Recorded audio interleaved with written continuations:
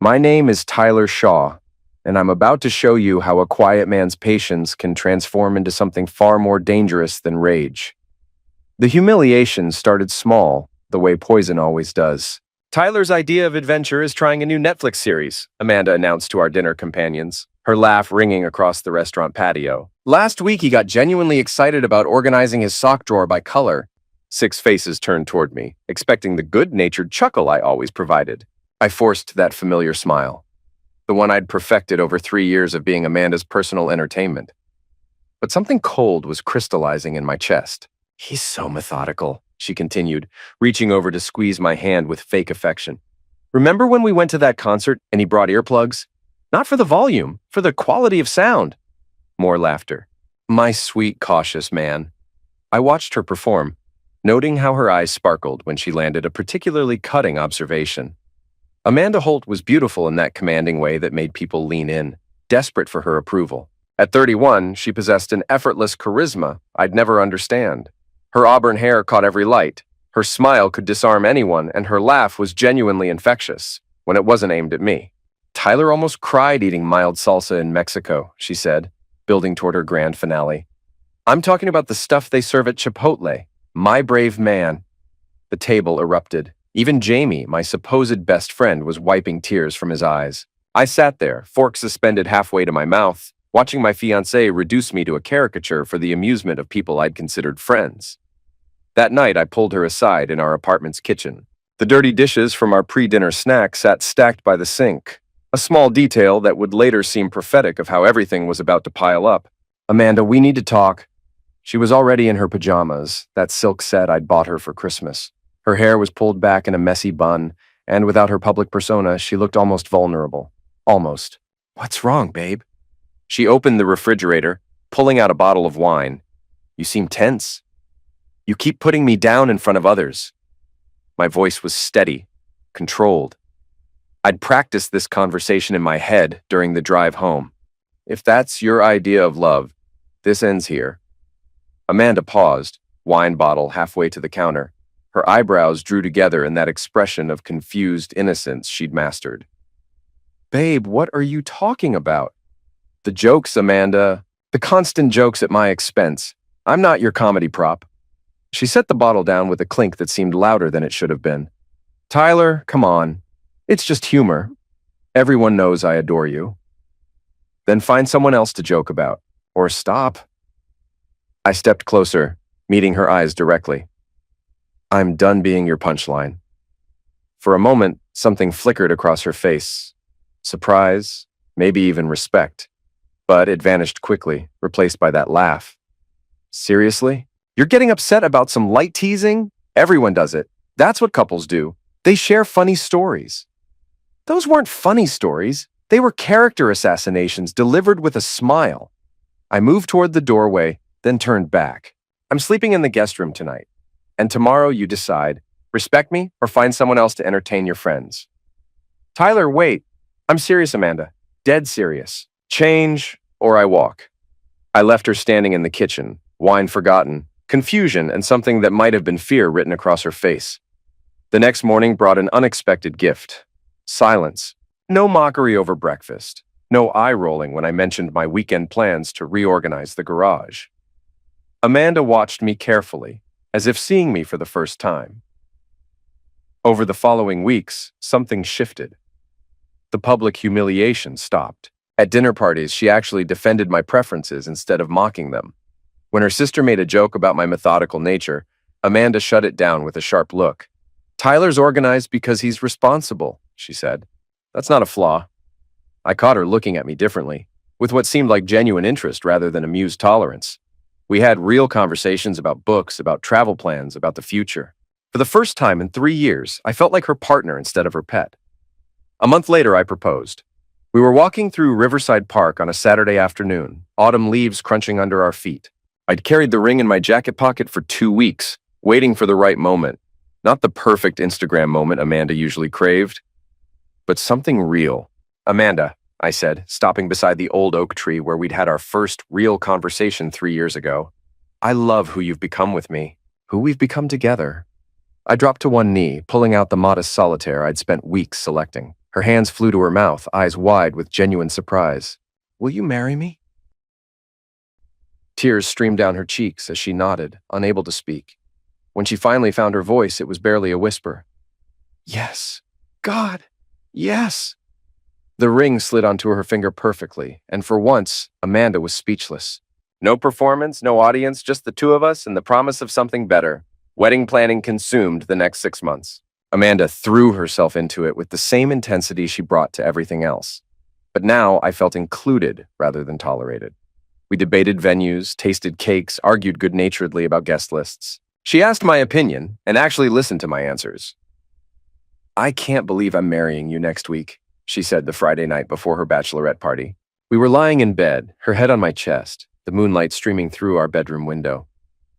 "Having second thoughts?" I asked, though I was joking. For the first time since we'd been together, I felt secure. "Never," she said, tilting her head to look at me. "I love you, Tyler Shaw. Really, truly love you." The next morning, she kissed me goodbye before heading out with her bridesmaids. The party was planned for Saturday night at some upscale lounge downtown. Dinner, drinks, whatever else women did at these things. "Have fun," I said, wrapping my arms around her. "And don't forget, I trust you." She smiled, but something in her eyes flickered. Later, I would replay that moment countless times, wondering if I'd seen the truth even then. "I love you," she said, rising on her toes to kiss me once more. "See you tomorrow." I watched her drive away, humming while I planned my own quiet evening. Jamie had offered to throw me a bachelor party, but I'd declined. I preferred solitude to forced celebration, especially after years of being the entertainment. If I'd known what Amanda was planning, I might have chosen differently. Sunday morning arrived with rain and an unexpected phone call. I was drinking coffee and reading the news when my phone buzzed. Kira's name appeared on the screen. My cousin, 2 years younger than me, working as a bartender while she finished her master's in psychology. We weren't close, but she was one of the few family members who'd always treated me with genuine respect. "Tyler, I'm sorry to bother you so early." Something in her voice made me set down my mug. "What's wrong?" I didn't want to get involved, but I saw Amanda last night at the club where I work part-time." My stomach dropped, though I couldn't have explained why. "Okay." "Tyler, she was on some dancer's lap, and it didn't look innocent." "I thought you should know." The words hung in the air between us. I could hear the bar's morning prep in the background, bottles clinking, chairs scraping against floors. "Thanks," I said finally. "Tyler, I'm really sorry.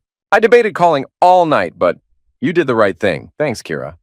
I hung up and sat in the kitchen silence, rain pattering against the windows. Amanda had texted me around midnight, claiming they'd gotten back to the hotel and everyone was exhausted. She'd included a photo of herself and 3 bridesmaids looking appropriately tired and innocent, but Kira wouldn't lie. More importantly, Kira wouldn't exaggerate. I spent the morning making phone calls. A former client of mine, Marcus, handled security for several downtown venues. I'd helped him with some IT consulting last year, and he owed me a favor. "Marcus, I need surveillance footage from the Velvet Room. Last night, around 11. "Tyler, man, you know I can't just—" "My fiancée was there for her bachelorette party. I have reason to believe something happened that I need to see." A pause. "You sure you want to go down this road? Sometimes it's better not to know." "I'm sure. Give me 2 hours." Marcus met me at a coffee shop across from his office, sliding a flash drive across the table without ceremony. "The timestamp starts at 10:47 p.m. I'm sorry, brother." I drove home with the drive burning a hole in my pocket. Amanda was still at her spa recovery day with the bridesmaids, another post-bachelorette tradition I'd never heard of but had agreed to fund.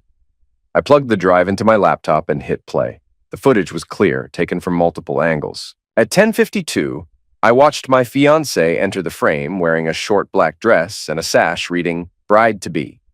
The quality was good enough that I could see her face clearly as she laughed with her friends, drinks already in hand. 11:16 p.m., Amanda talking animatedly with a shirtless dancer, her hands gesturing wildly. 11:23 p.m., the same dancer leading her toward the private rooms area. 11:31 p.m., Amanda straddling him on a couch in what was clearly a private booth, her mouth locked onto his. 11:45 p.m., the two of them standing, his hand on her lower back as they moved toward an even more secluded area. But the real devastation came with the audio. The club's security system had picked up her voice clearly when she leaned close to speak to him. I'm not married yet. Let me have one last ride before I'm tied down forever. I watched the timestamp tick to 12:02 a.m. as they disappeared entirely from camera range. I replayed the sequence 3 times, each viewing making the betrayal feel more surreal. This wasn't a moment of weakness or a drunken mistake. This was calculated, deliberate. The woman who'd promised to love and respect me had turned our wedding into a countdown timer for her freedom. When Amanda returned home Sunday evening, glowing from her spa day and chattering about massage oils and cucumber face masks, I smiled and nodded in all the right places. I asked about her night, and she delivered a perfectly crafted story about dancing with the girls, staying up too late gossiping, and falling asleep exhausted. We were so good, she said, curling up next to me on the couch. Just innocent fun. No dancers or anything crazy like that. I kissed the top of her head, inhaling the scent of her shampoo. I'm glad you had fun. Over the next week, I became someone I'd never been before. A careful, calculating strategist. The wedding was scheduled for Saturday afternoon at the Grand Pavilion, a venue that had cost me, $14,000. Amanda had insisted on the premium package. Flowers, photography, videography, open bar, 5-course dinner for 127 guests. But I wanted more than just footage from her bachelorette party.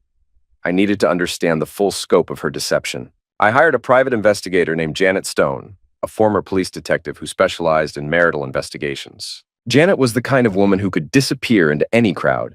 Average height, brown hair, forgettable face that became an asset in her profession. I need everything, I told her during our Tuesday meeting. Phone records, financial statements, any evidence of prior infidelity. My wedding is Saturday. I need this by Friday. Janet raised an eyebrow. You're still planning to go through with the ceremony? In a manner of speaking. Wednesday brought the first revelation. Amanda's phone records showed extensive communication with someone named Derek Green, a coworker from her marketing firm. The texts went back 4 months, starting professional and evolving into something unmistakably intimate. Thursday delivered the financial records. 3 charges to the same downtown hotel over the past 2 months, always during my business trips. Amanda had paid cash each time, but the hotel's records showed Derek Green had booked the rooms.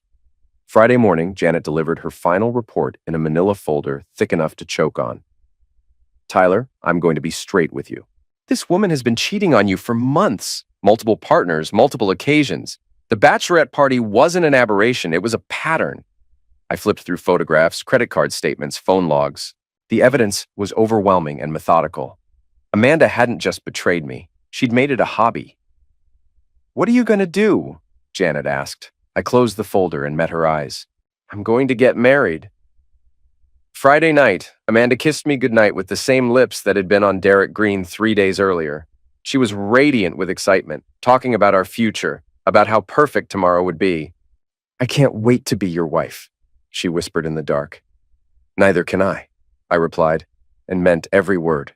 Saturday dawned clear and crisp, perfect for an October wedding. I woke before Amanda, showering and dressing in the guest room to maintain the tradition of not seeing each other before the ceremony. Through the bathroom window, I watched her bridesmaids arrive in a flurry of hairspray and nervous energy. I drove to the venue separately, arriving 2 hours early to oversee the final details. The Grand Pavilion looked exactly as Amanda had envisioned.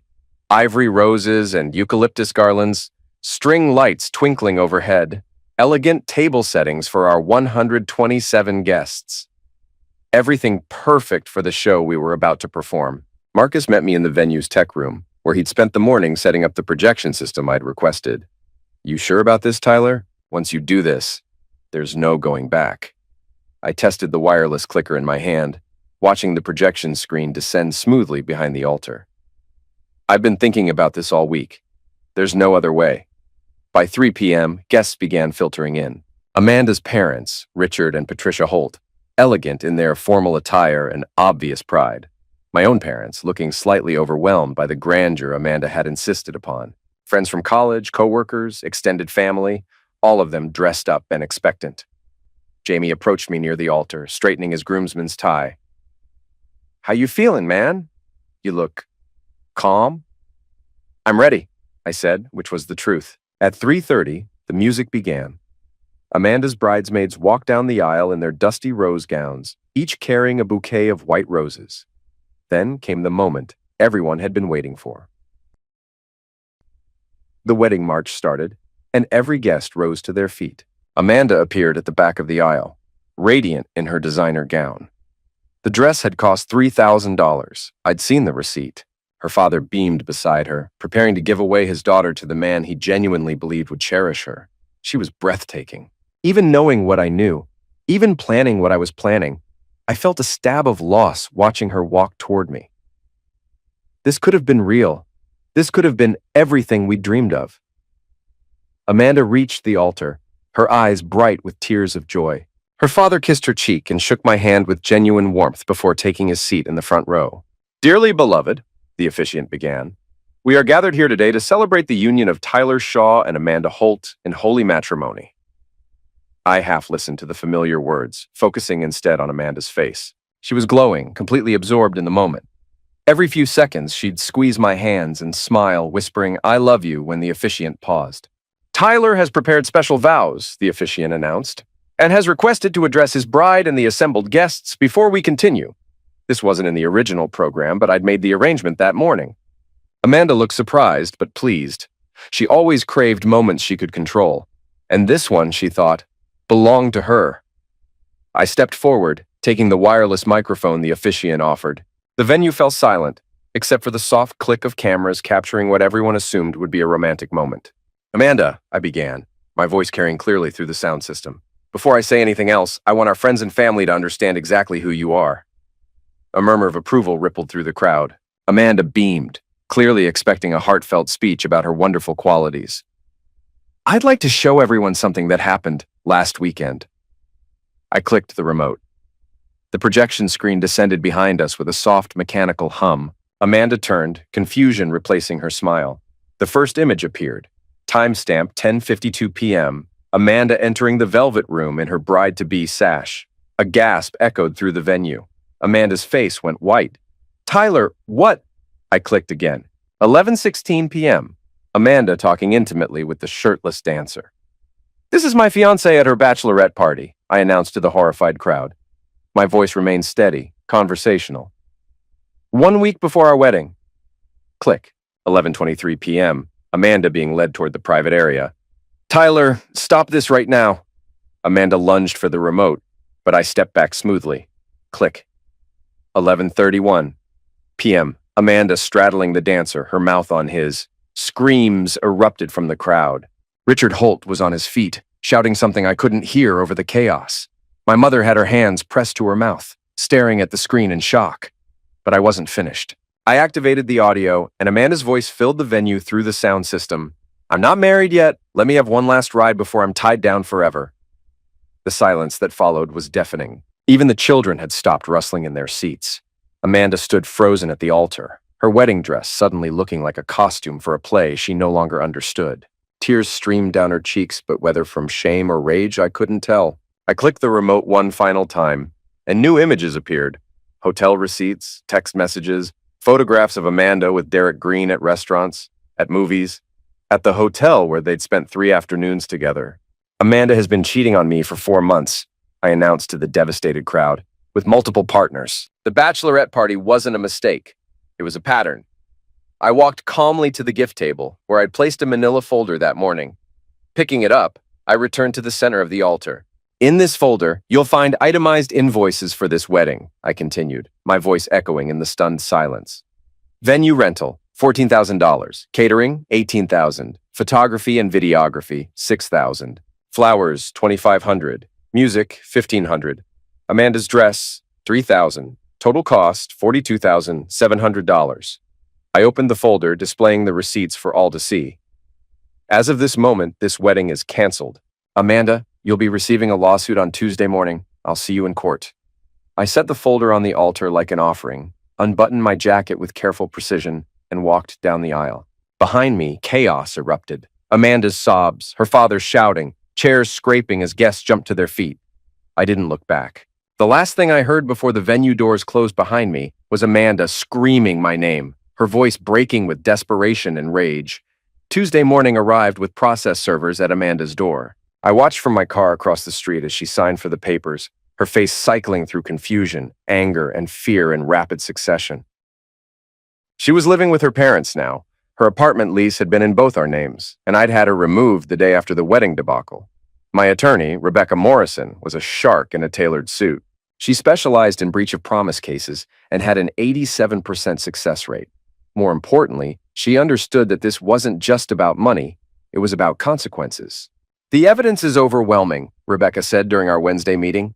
"Documented infidelity, financial fraud, she used your joint credit card for hotel rooms with other men, and intentional infliction of emotional distress. The wedding footage alone will devastate any jury." Amanda's legal team requested a meeting before formal proceedings began. Her lawyer, Thomas Brennan, was exactly the kind of smooth-talking advocate I'd expected. Expensive suit, practiced sincerity, and a reputation for settling out of court. We met in Rebecca's conference room the following Thursday. Amanda sat beside Brennan, her usual confidence replaced by something approaching panic. She'd lost weight since the wedding, and dark circles rimmed her eyes. "Tyler," Brennan began, "my client deeply regrets her actions. She's prepared to offer a sincere apology and reasonable compensation for the emotional distress this has caused." "How reasonable?" Rebecca asked. $10,000, Brennan replied, "along with a full apology and a commitment to seek counseling." I almost laughed. "She cost me $42,000 in 3 years of my life. 10,000 is what she spent on hotel rooms with her lovers."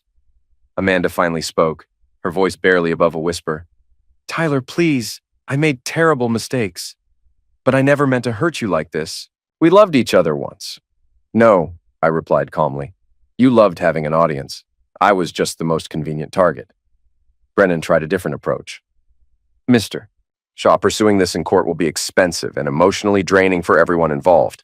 The media attention alone will ensure that Amanda's behavior becomes a matter of public record," Rebecca finished, "which is exactly what my client wants."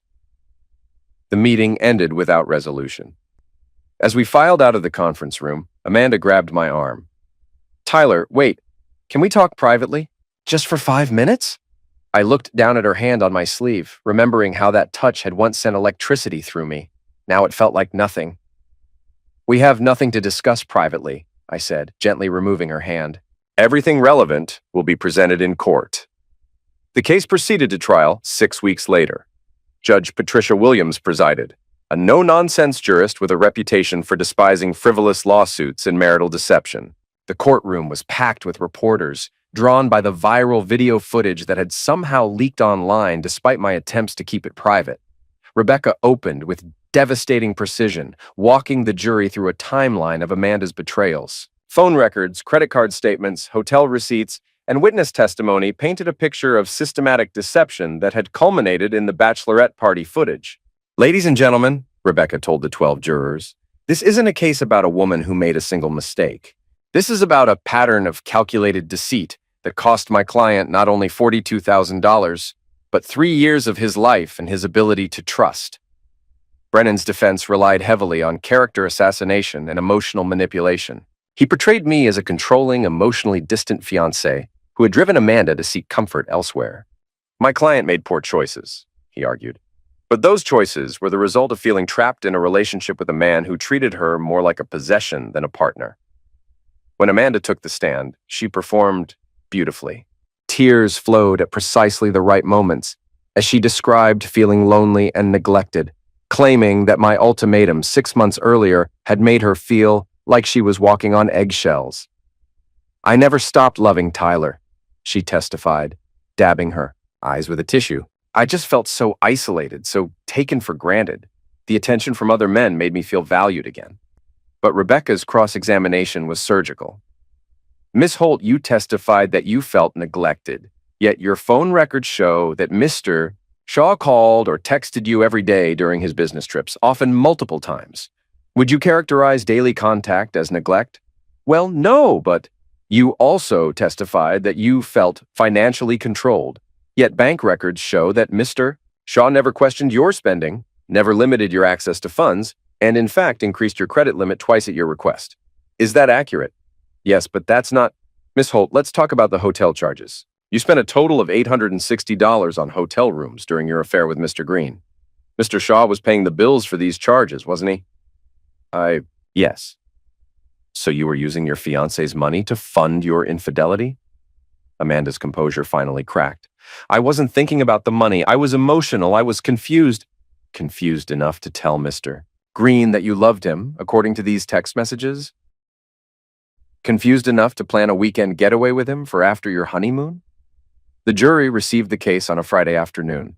They deliberated for less than 3 hours. Judge Williams read the verdict with visible satisfaction. In the matter of Shaw versus Holt, the jury finds for the plaintiff on all counts. The defendant is hereby ordered to pay restitution in the amount of $32,100, representing verified wedding expenses, excluding those deemed excessive or unrecoverable. Amanda collapsed into her chair, sobbing. Her parents, who had attended every day of the trial, sat in stony silence. I felt no triumph, only a cold satisfaction that justice had been served. Outside the courthouse, reporters swarmed. I gave a brief statement prepared by Rebecca. I'm grateful that the court system held Miss Holt accountable for her actions. I hope this serves as a reminder that there are consequences for betraying someone's trust. Amanda's family approached me on the courthouse steps. Her father, Richard, looked like he'd aged a decade during the trial. Tyler, he said, his voice breaking, I am so sorry. We raised her better than this. We're completely cutting her off. She won't be welcome in our home. Her mother nodded, tears streaming. We're humiliated. Absolutely humiliated. She's not our daughter anymore. I watched them walk away, leaving Amanda standing alone on the courthouse steps, clutching a box of tissues and staring at the ground. For a moment, I almost felt pity. Almost. Amanda's public destruction was swift and comprehensive. The wedding footage had gone viral, spawning memes, think pieces, and cautionary tales across social media. Local wedding vendors quietly removed her from their preferred client lists. Her employer, citing conduct detrimental to company image, terminated her position. She tried to contact me multiple times in the weeks following the trial. Blocked phone numbers, emails from new accounts, messages passed through mutual friends, all of them variations on the same theme. Desperation, apology, and requests for forgiveness. I ignored them all. 3 months after the trial, she appeared at my front door on a Tuesday evening. I was grading papers for the community college course I'd started teaching, a way to fill the emotional void with something productive. Through the peephole, I could see she'd been crying. I opened the door but didn't invite her in. Tyler, please. I know you hate me, but I'm drowning here. I lost my job. My family won't speak to me. I can't find anywhere to live. I have nothing left. You have exactly what you earned, I replied. I'm not asking for forgiveness. I'm not asking for another chance. I need help. I'm staying in my car, Tyler. I haven't eaten in 2 days. For a moment, I studied her face. The confident, charismatic woman I'd once loved was gone, replaced by someone hollow and desperate. I hope you find a way to survive this, I really do, but it won't be with my help, and it won't be in my life. Goodbye, Amanda. I closed the door and turned the deadbolt. Through the window, I watched her sit in her car for 20 minutes before finally driving away. That was the last time I saw her. 6 months later, Kira called with an update she'd heard through the local gossip network. Amanda had moved to another state, found work at a small marketing firm, and was reportedly in therapy. No word on whether she'd learned anything about accountability or simply figured out how to better hide her deceptions. I hoped for her sake it was the former, but I suspected the latter. A year after the trial, I ran into Derek Green at a coffee shop downtown. He looked embarrassed when he saw me, clearly debating whether to acknowledge my presence or pretend he hadn't noticed. I made the decision for him, walking over to his table. Derek, Tyler, I wanted to reach out after everything happened, but I didn't know what to say. There's nothing to say. You both made your choices. He nodded, staring into his coffee. For what it's worth, I'm sorry. I knew she was engaged, and I pursued it anyway. That was wrong. Yes, it was. Did you know? He asked. When you stood up there at the wedding, when you showed those videos, did you know about me too? I knew about everything. Derek shuddered. Christ. The planning that must have taken. The self-control. 3 years of being someone's joke teaches you patience. I left him sitting there, probably wondering if everyone in his life was quietly cataloging his betrayals for future reference. The thought brought me more satisfaction than it should have. Epilogue. The quiet life. 2 years after the wedding that wasn't, I sit in my favorite coffee shop, grading papers and enjoying the anonymity of being just another customer. The barista knows my order. Medium dark roast, no sugar, but not my story. That's exactly how I prefer it. Kira slides into the chair across from me, setting her own coffee on the scarred wooden table. "How are you doing?" she asks. "Good. Really good. And I mean it." The community college teaching position became full-time. I moved to a smaller apartment that feels more like home than anywhere I lived with Amanda. I've started dating again, carefully, slowly, with someone who thinks mocking your partner is cruel rather than clever. "Any regrets?" Kira asks. I consider the question seriously. Do I regret the nuclear option I chose that Saturday afternoon?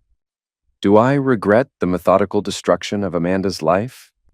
She had 3 years to learn how to respect me, I say finally. I gave her ultimatums, chances, the benefit of the doubt. She chose to keep treating me like her personal entertainment. So no regrets. Through the coffee shop window, I watch couples walking down the sidewalk, holding hands, sharing private jokes that don't come at each other's expense. That used to make me bitter. Now it just makes me hopeful. You know what I learned? I tell Kira. There's a difference between being quiet and being weak. I spent 3 years thinking patience was a virtue.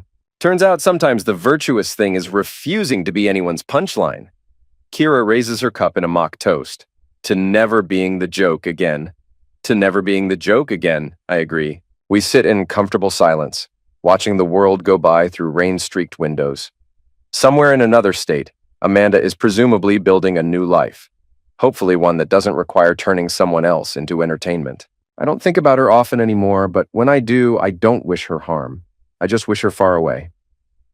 The cafe door chimes as new customers enter, bringing with them the sound of laughter and conversation. Real laughter, the kind that builds people up instead of tearing them down. I close my laptop, finished with work for the day, and lean back in my chair. For the first time in years, I'm exactly where I want to be. Anonymous, respected, and completely in control of my own story. The wedding may have been canceled, but my life finally began.